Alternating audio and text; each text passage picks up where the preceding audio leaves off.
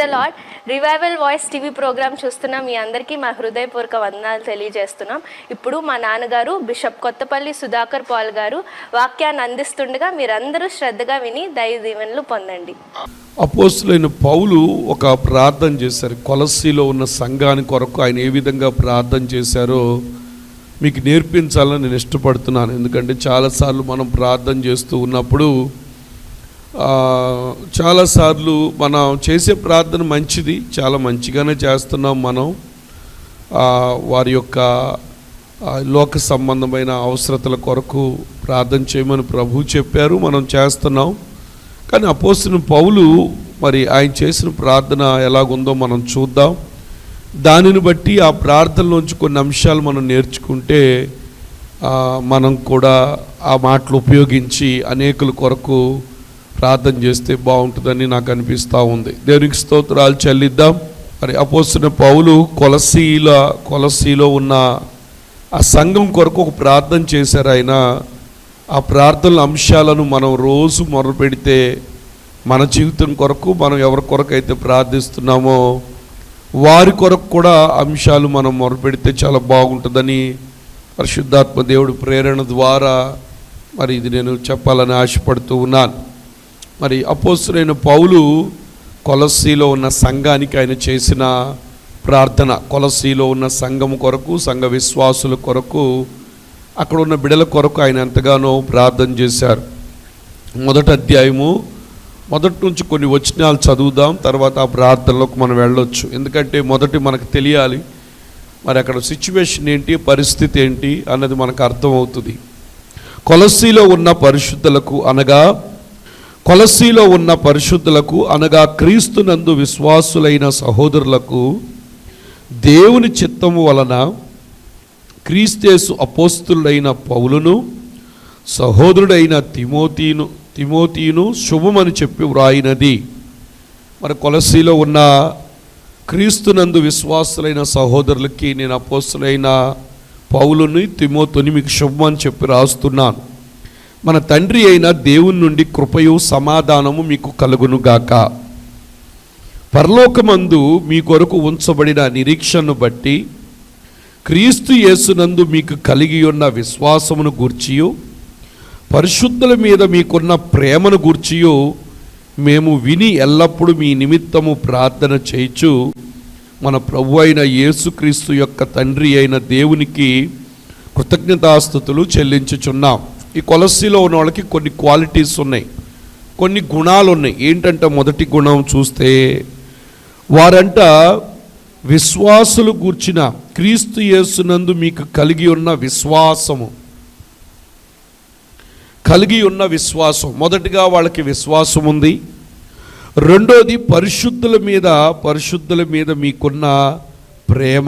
పరిశుద్ధుల మీద ఏముందంట వాళ్ళకి అంటే తోటి దైవ సేవకులు అవనివ్వండి, మరి సంఘంలో ఉన్న బిడ్డలందరి మీద వాళ్ళకి ప్రేమ ఉంది. మొదటిగా విశ్వాసం ఉంది, రెండోది ప్రేమ ఉంది. వీటిని గురించి విన్నప్పుడు మేమేం చేస్తామంటే దేవునికి కృతజ్ఞతాస్తుతులు చెల్లించు మీ కొరకు మేము ప్రార్థన చేస్తున్నాం. పరలోకం మీ కొరకు ఉంచబడిన నిరీక్షను బట్టి క్రీస్తు యేసునందు మీకు కలిగి ఉన్న విశ్వాసం. దేవుని యొక్క నిరీక్షను బట్టి వాళ్ళకి ఏముందంటే పరలోకం ఉంది మాకు, ఖచ్చితంగా ప్రభు మమ్మల్ని పరలోకానికి తీసుకువెళ్తారు, పరలోక రాజ్యం ఉంది, పరలోకంలో ఉన్న విషయాలన్నిటిని బట్టి వాళ్ళకు ఒక నిరీక్షణ ఉంది. అంతేకాకుండా విశ్వాసుల పట్ల ప్రేమ ఉంది. పరిశుద్ధుల మీద మీకున్న ప్రేమను గురించి మీ విన్నప్పుడల్లా మీ నిమిత్తము ప్రార్థన చేయొచ్చు మన ప్రభువుకి యేసుక్రీస్తు తండ్రి కృతజ్ఞతాస్తుతులు చెల్లించుచున్నాం. మీ యొద్దకు వచ్చిన సువార్త సత్యమును గూర్చిన బోధ వలన ఆ నిరీక్షను గూర్చి మీకు ఇంతకు ముందు వింటిరి. ఈ సువార్త పరలోకములో ఫలించుచు సువార్త ఏం చేస్తుందట, సర్వలోకములో ఫలించుచు వ్యాపించుచున్నట్లుగా మీరు దేవుని కృపను గూర్చి విని సత్యముగా గ్రహించిన నాటి నుండి మీలో సైతము ఫలించుచు వ్యాపించుచు. ఎంత మంచి మాట. ఈ సువార్త సర్వలోకంలో ఎలా ఫలిస్తుందో అలాగే మీలో కూడా ఏమవుతుందంటే ఈ సువార్త ఫలిస్తుంది, వ్యాపిస్తుంది అని చెప్తున్నాడు. మన జీవితాల్లో కూడా దేవుని వాక్యము విని వదిలేయటం కాదు, కానీ అది మన శరీరాల్లో, మన యొక్క ఆత్మలో, మన ప్రాణంలో అది వ్యాపించాలి. మనలను ఆ సువార్తకు అనుగుణంగా మనం మార్చబడాలి. దేవునికి స్తోత్రాలు చెల్లిద్దాం. హల్లెలూయా. కాబట్టి ఫలించి వ్యాపించున్నది. 7వ వచనం, ఎపఫ్రా అను మా ప్రియుడైన తోడి దాసుని వల్ల మీరు ఈ సంగతులు నేర్చుకొంటిరి, అతడు మా విషయంలో నమ్మకమైన క్రీస్తు. చూసారా, ఎపఫ్రా ఎలాగున్నాడు? చాలా నమ్మకస్తుడుగా ఉన్నాడు. ఆయన ద్వారా ఇవన్నీ కూడా మీరు నేర్చుకున్నారు. చాలా నమ్మకంగా క్రైస్తవ జీవితంలో మరి లీడర్షిప్లో ఉన్నవాళ్ళు కానీ, లేకపోతే మరి పనిచేసేవాళ్ళు నమ్మకత్వం ఉండాలి. నమ్మకం ఉండాలి. వారిని ఒక మాట నమ్మే స్థితిలో ఉండాలి. చెప్తే చేస్తారు. అంతేగాని ఇక్కడ నమ్మినట్టుగా నటించి వాళ్ళ సొంత ఎజెండాని సొంతగా చేయకూడదు. ఎప్పుడు కూడా ఏ పని చేసినా దేవునికే మహిమ రావాలి, కానీ మనకు గొప్ప, మనం మేలు కొరకు మనల్ని మంచిగా అనుకోవాలి, నాకు పేరు రావాలి, అట్లా ఎప్పుడు అనుకోకూడదు.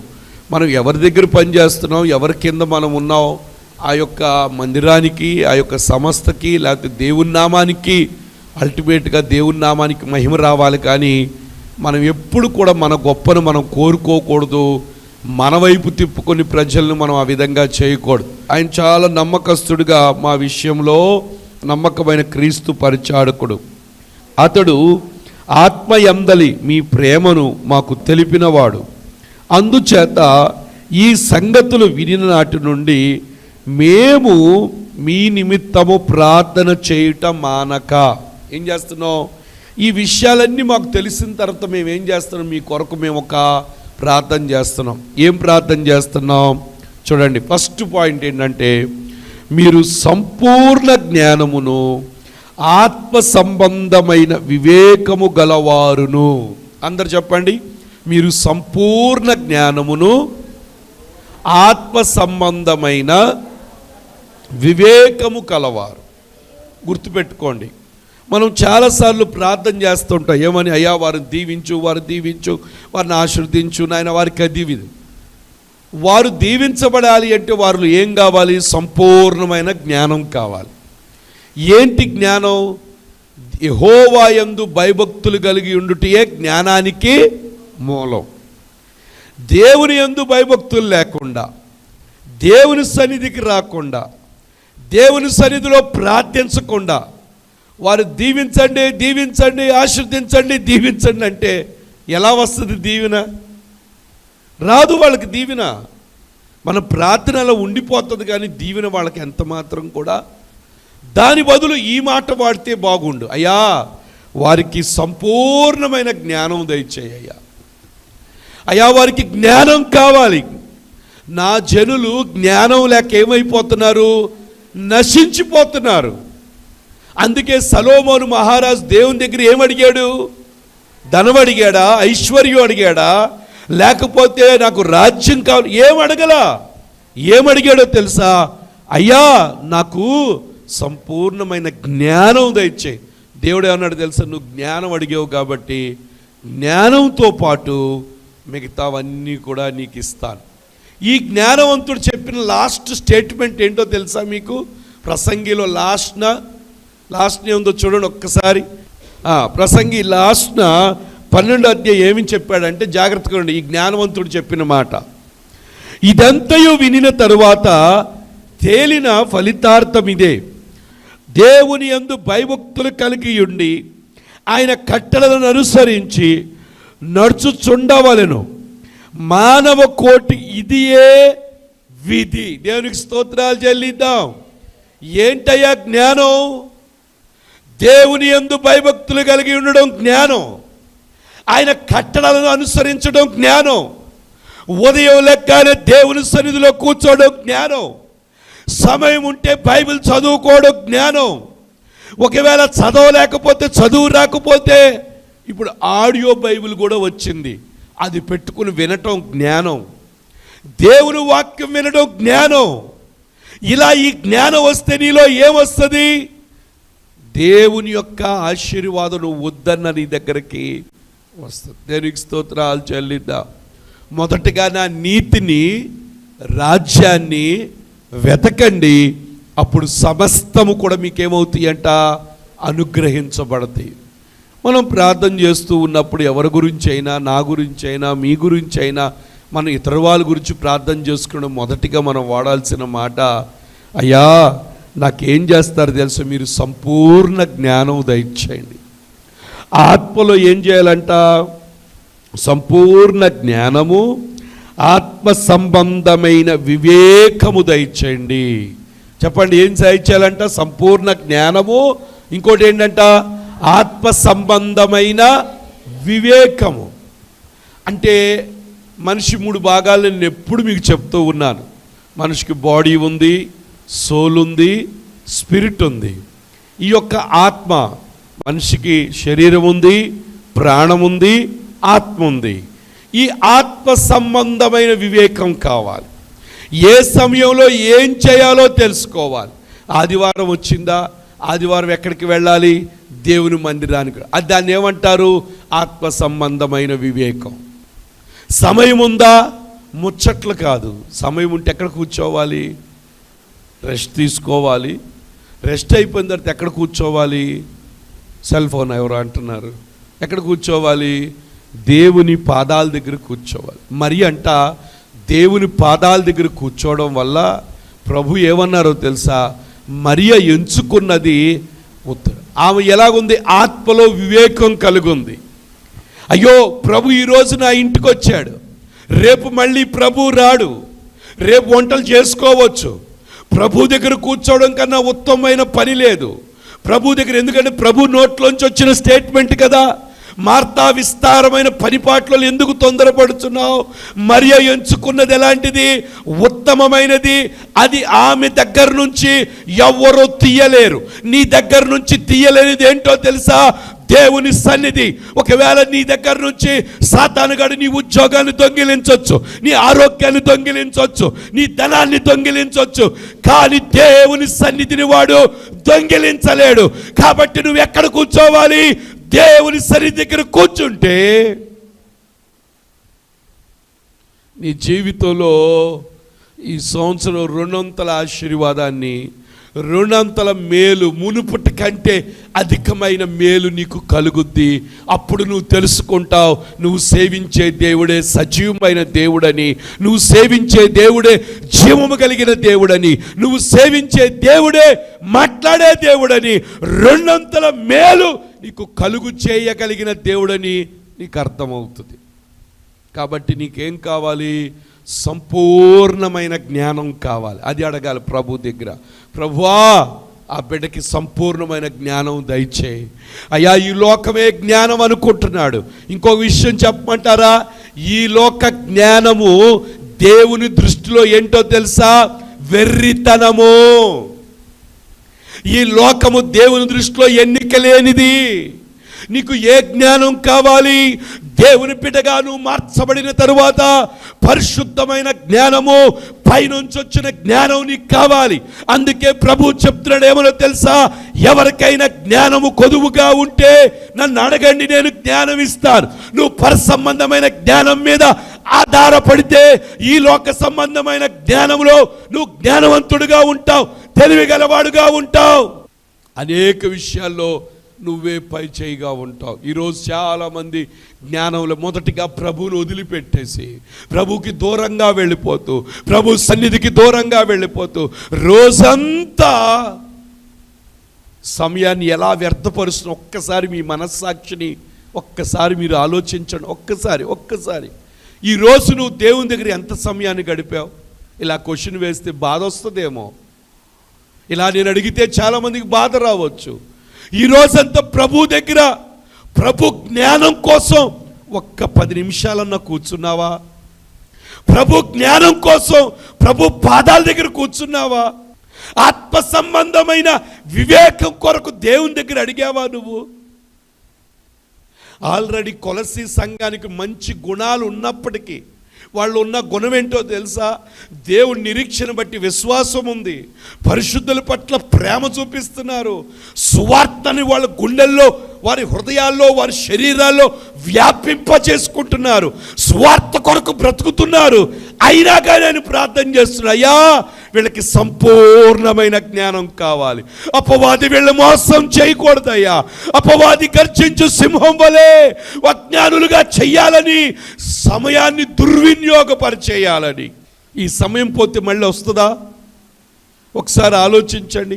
ఈ రోజు పోతే మళ్ళీ తేగలవా నువ్వు? హల్లెలూయా. ఒక రోజు అంట ఆల్బర్ట్ ఐన్స్టైన్ గారు ట్రైన్లో వెళ్తూ ఉంటే టికెట్ కలెక్టర్ వచ్చాడు. ఆయన చూడగానే గుర్తుపట్టాడు, మీరు సైంటిస్ట్ కదా అని చెప్పి. టికెట్ పర్వాలేదంటే సరే అని చెప్పి, కాదు నా టికెట్ కావాలి, అన్ని బట్టలు ఎతుకుతున్నాడు, జేబులన్నీ ఎతుకుతున్నాడు. మొత్తం వెతికి ఎంతసేపు కనబట్ల. మళ్ళీ టికెట్ కలెక్టర్ వచ్చాడని వెతుకుతూనే ఉన్నాడు. ఆయన అడిగాడు, ఏమండి మీరు, నాకు తెలుసు మీరు టికెట్ లేకుండా ప్రయాణం చేయరని. టికెట్ కొనే ఉంటారులే, మీరు అంత తెలివిగలవాళ్ళు, సైంటిస్ట్ మీరు. మీకు అసలు మీ తెలియని వాళ్ళు ఎవరున్నారు? మిమ్మల్ని చూస్తే ఎవరు గుర్తుపడతారు, కాబట్టి అక్కర్లేదంటే, కాదయ్యా ఆయన ఏం చెప్పాడో తెలుసా? టికెట్ కోసం వెతకట్లా, ఆ టికెట్ వెనక నా అడ్రస్ ఉంది, దానికోసం నేను వెతుక్కుంటున్నాను. దేవునికి స్తోత్రాలు చెల్లిద్దాం. హల్లెలూయా, హల్లెలూయా. ఎంత జ్ఞానవంతుడైనప్పటికీ కూడా, ఈ లోకంలో ఎంతో పేరు ప్రఖ్యాత కలిగిన జ్ఞానం కలిగినప్పటికీ, ఆయన చేసే ప్రయాణంకి అది మర్చిపోయి దాని వెనకున్న దాని కొరకు ఎంతో వెతుక్కుంటూ అది గుర్తులేని స్థితిలో, లేకపోతే అది గుర్తించలేని స్థితిలో ఉన్నాడు. కాబట్టి ప్రియమైన దేవుని బిడ్డలారా, ఈ లోక జ్ఞానం దేవుని దృష్టిలో వెర్రితనం. కానీ మనం దేవుని బిడ్డలమైన మనకు తెలుసు, మన అడ్రస్ ఏంటో మనకు తెలుసు. ఒక దినాన ఈ లోక యాత్ర ముగించిన తర్వాత మనం ఎక్కడ చేరతామో మనకు తెలుసు. అక్కడికి వెళ్ళవలసిన వారమై ఉన్న మనము ఎలాగుండాలో తెలుసా? సంపూర్ణమైన జ్ఞానం కొరకు ప్రార్థన చేయాలి. ఓ ఆత్మ సంబంధమైన వివేకము కలిగిన వారుగా దాని కొరకు మనం ప్రార్థన చేయాలి. చాలాసార్లు మన ప్రార్థన మెటీరియల్ కొరకు ప్రార్థన చేస్తూ ఉన్నాం. మెటీరియల్ థింగ్స్ కొరకు అంటే ఏంటో తెలుసా? కావాలి, ఇల్లు కావాలి, ధనం కావాలి, ఆశీర్వాదం లేకపోతే ఆరోగ్యం కావాలి, ఇవన్నీ కావాలి, కాదంటలేదు. వాటికన్నా ఎక్కువగా మనం ఏం చేయాలో తెలుసా? ప్రభు దగ్గర, అయ్యా నీ జ్ఞానం నాకు కావాలి. ఎందుకో తెలుసా? ప్రభు జ్ఞానం నీకు వచ్చిందంటే ఇంక దేని గురించి నువ్వు చింతపడవు. ప్రభు జ్ఞానం నీకు వచ్చిందనుకో, పరలోకం మీదే నీ దృష్టి ఉంటుంది. లోక సంబంధం నేను అంటాను, ఇంకో లెవెల్గా మారిపోద్దండి మీ భక్తి, ఇంకో స్థాయిలోకి వెళ్ళిపోద్ది. మీరు ఆత్మీయ మండల స్థాయిలోకి మీరు వెళ్ళిపోతారు. ప్రతి చిన్నదానికి కంగారు పడరు, ప్రతి చిన్నదానికి వేదన పడరు, ప్రతి చిన్నదానికి బాధపడరు, ప్రతి చిన్నదానికి కృంగిపోరు. ఎందుకో తెలుసా? మనం నిరీక్షణ లేని ఇతర వల్ల ఉండవు, దేవుని మీద నిరీక్షణ. ఈ కొలస్సీ సంఘంలో ఉన్న బిడ్డలు, వాళ్ళు దేవుని పరలోకం మీద నిరీక్షణ కలిగి విశ్వాసంతో జీవించినట్లుగా మనం కూడా జీవించగలుగుతాం. ఎప్పుడో తెలుసా? దేవుని యొక్క సంపూర్ణమైన జ్ఞానం కావాలి. ఆ జ్ఞానం కావాలంటే ఏం చేయాలి? ప్రభు పాదాల దగ్గర కూర్చోవాలి. జ్ఞానం కావాలంటే ఏం చేయాలి? ప్రభు వాక్యాన్ని నువ్వు చదవాలి. ఈ వాక్యాన్ని నువ్వు ఎంత చదువుతావో అంత జ్ఞానవంతుడిగా నువ్వు మారుతావు. చాలామంది దేవుని సన్నిధిలో సాగుతూ కూడా అజ్ఞానంగా బ్రతికే వాళ్ళు ఉన్నారు. ఆత్మలో వివేకం, ఆత్మ సంబంధమైన వివేకం లేదు. ఆత్మ కార్యాలు గుర్తించలేని వారుగా ఉన్నారు. ఆత్మలో ఆయన ఆరాధించువారు ఆత్మతో సత్యముతో ఆరాధించాలంట. ఆత్మతో కూడిన ఓ పరిశుద్ధాత్మ పూర్ణులై ఆత్మ సంబంధులుగా ఎప్పుడు మండుచున్న దీపాల వలె అనేకులు మండించేవారుగా, ప్రభు కొరకు ఆత్మలో తీవ్రత కలిగిన వారుగా జీవించే స్థితిలో లేరు. ఎలా ఉన్నారు చెప్పమంటారా? ఎవరికైనా ఏదైనా మేలు జరిగితే ఆ మేలును బట్టి కృంగిపోయి బాధపడిపోయి, అయ్యో మా జీవితాలు ఇంతేనా? ఆసాబు కూడా అలాగే బాధపడ్డాడు. వాళ్ళకి రోగాలు లేవు, గర్వాన్ని కంఠహారంగా ధరించుకున్నారు. వాళ్ళకి రోగం యాతన లేవు, నాలుక భూసంచారం చేస్తుంది, ఎంతో హ్యాపీగా ఉన్నారు. నా బ్రతుకేంటో ఇలాగైపోయిందని బాధపడి దేవుని దగ్గర కనిపెట్టాడు. ఆ మర్మం తెలియాలంటే ప్రభు జ్ఞానంతోనే తెలుస్తుంది, కానీ మానవ జ్ఞానంతో నాకు తెలియదని చెప్పి ప్రభు పాదాల దగ్గర కూర్చుంటే ప్రభు చెప్పాడయ్యా వాళ్ళు కాలు జారే చోట్లో ఉన్నారు, నువ్వైతే సురక్షితంగా ఉన్నావు, నీ చెయ్యి నేను పట్టుకుని ఉన్నానప్పుడు అయ్యో నేను ఎంత దౌర్భాగ్యం. అభాగ్యుడయ్యా, నేను ఎందుకు ఇలాగ ఆలోచించానని, ఈ లోక సంబంధంగా ఆలోచించాను, ఈ లోక నేత్రాలతో నేను చూచాను కానీ ఆత్మీయ నేత్రాలతో నేను చూడలేకపోయాను. కాబట్టి నాకు కావలసిందేంటో తెలుసా? ఆత్మ సంబంధమైన వివేకం కావాలి. ఆత్మ సంబంధమైన వివేకం, సంపూర్ణ జ్ఞానం కావాలి. ఆయన అది ప్రార్థన చేస్తున్నాడు. ఎంత చక్కగా ప్రార్థన చేస్తాడు. మీరు సంపూర్ణ జ్ఞానమును ఆత్మ సంబంధమైన వివేకము గలవారును. దేవునికి స్తోత్రాలు చేయలేదు. ఆత్మ సంబంధమైన వివేకం. మనం ఆరాధించే దేవుడు ఆత్మస్వరూపి కాబట్టి ఆయన ఆరాధించేవారు ఆత్మతో సత్యముతో దేవుని ఆరాధించాలి. దేవుని ఆత్మ నిన్ను సృజించింది, దేవుని ఆత్మ సృష్టి చేసింది. కాబట్టి నువ్వు ఆత్మ సంబంధమైన కార్యాల మీదే నిమగ్నమై ఉండాలి. నువ్వు దేవునికి స్తోత్రాలు చెల్లిద్దాం. హల్లెలూయా. ప్రభువా, వారికి ఆత్మలో వివేకం దయచే నాయన. అయ్యా, వారికి సంపూర్ణ జ్ఞానం దయచే. అయ్యో, నీ సన్నిధిలో ఎలా సాగాలో జ్ఞానం దయచే. వారి జీవితానికి ఏది ప్రాముఖ్యమో వాళ్ళకి గుర్తు చేయనాయన. జ్ఞానం దయచేనాయన. వారికి జ్ఞానం లేకైనా అపవాది వారిని పట్టుకుంది నాయన. అయ్యా, నీ జ్ఞానం వచ్చిందంటే వారి కబంధ హస్తాల్లోంచి వాళ్ళు బయటికి రాగలుగుతారు నాయన. అయ్యా, నీ జ్ఞానం దయచేవా, నీ జ్ఞానం దయచేవా. సమయాన్ని వ్యర్థపరుచుకుంటున్నారు, సమయాన్ని దుర్వినియోగం చేసుకుంటున్నారు. కష్టపడవలసిన సమయంలో నిద్రపోతున్నారు, కష్టపడవలసిన సమయంలో ఎంతో పిచ్చి పిచ్చిగా ఆ సమయాన్ని వేస్ట్ చేస్తున్నారయ్యా. వారికి జ్ఞానం దయచే నాయన. అయ్యా, జ్ఞానం దయచే. వారికి జ్ఞానం, పిల్లల గురించి వారికి జ్ఞానం కావాలి. ఎంత అజ్ఞానులైపోతున్నారు. సమయం వ్యర్థపరుస్తూ అటు ఇటు తిరుగుతూ, అయ్యో ఈ సమయం పోతే నాకు రాదని దేవుని పాదాల దగ్గర కూర్చుని మొరపెట్టలేని స్థితిలో వాళ్ళు ఉంటూ ఉన్నారు. దేవునికి స్తోత్రాలు చెల్లిద్దాం. హల్లెలూయా, హల్లెలూయా. ప్రియమైన దేవుని బిడ్డలారా, జ్ఞానం కావాలి, జ్ఞానం కావాలి. దేవుని జ్ఞానం కావాలి, ప్రభు జ్ఞానం కావాలి. ప్రభు దగ్గర ఆయన యందు భయభక్తులు కలిగి ఉంటే జ్ఞానం ఇస్తాడు దేవుడు. భయము భక్తి కలిగి నువ్వు జీవించాలి. యెహోవా యందు భయభక్తులు కలిగి ఉండడమే జ్ఞానానికి మూలం, జ్ఞానానికి మూలం. ప్రభు దగ్గర భయభక్తులు ఉన్న వారందరికీ దేవుడు జ్ఞానం ఇచ్చాడు. దావీదు గొల్యాతు ముందుకొచ్చాడు, ఎంత జ్ఞానం మాట్లాడారు. నువ్వైతే కత్తితో ఈటుతో వస్తున్నావు, నేనైతే ఎవరితో వస్తున్నాను తెలుసా? సైన్యములకు అధిపతి యెహోవా నామం పెరట నీ మీదకు. షడ్రకు మేషకు అబేద్నెగోలు రాజు దగ్గరికి వెళ్ళి, రాజా ఎంత జ్ఞానం మాట, దీనిని గూర్చి ప్రత్యుత్తరం ఇవ్వవలసిన చింత మాకు. మేము నశించిపోతాం కానీ మా దేవుడికి అవమానం మాత్రం మేము తీసుకురాము. మా దేవుడు రక్షించడానికి సమర్థుడు. ఎంత జ్ఞానం కలిగిన మాట అది. షడ్రకు మేషకు అబేద్నెగోలు దానియేలు, అయ్యా రాజు తినే ఆహారం మేము తినం. మేము ప్రతిష్ఠ చేయబడిన ప్రజలు, మేము నిబంధన ప్రజలు, దేవుని చేత ఎన్నుకోబడ్డ ప్రజలు. మేము అది ఎటువంటి మేము చేయి. యేసేపు ఎంత జ్ఞానం, నా దేవుని ఎదుట ఇటువంటి దుష్కార్యము నేను ఎలా చేయగలను? ఎంత జ్ఞానంతో కూడిన మాట. ఆ జ్ఞానం వాళ్ళు పైకి తీసుకురాలేదా? వాళ్ళ జ్ఞానం ఏం చేసిందో తెలుసా? తృణీకరించబడిన వారి ఎదుటే వాళ్లను జ్ఞానవంతులుగా నిలబెట్టింది. దానియేలుని ఏం చేసిందో తెలుసా? కలను చెప్పించింది, కలభావాన్ని కూడా చెప్పించింది. ఎవరు ఈ లోక జ్ఞానం వ్యర్థమైపోయింది. ఈ లోక జ్ఞానం ఏమైపోయిందో తెలుసా? వ్యర్థమైపోయింది. ఎవ్వరు ఆ లోకంలో ఉన్న ఏ జ్ఞానులు కూడా ఆ కలభావాన్ని, కలను చెప్పలేకపోయారు. కానీ దేవుని జ్ఞానంతో రాజు ఎవరు తెలుసా? నీ అంత జ్ఞానవంతుడు ఎవరు లేరు కాబట్టి అందరికి నువ్వే అధికారి అని చెప్పి జ్ఞానులందరిపైన ఆయన అధికారిగా దేవుడు నియమించేశాడు. దేవునికి స్తోత్రాలు చెల్లిద్దాం.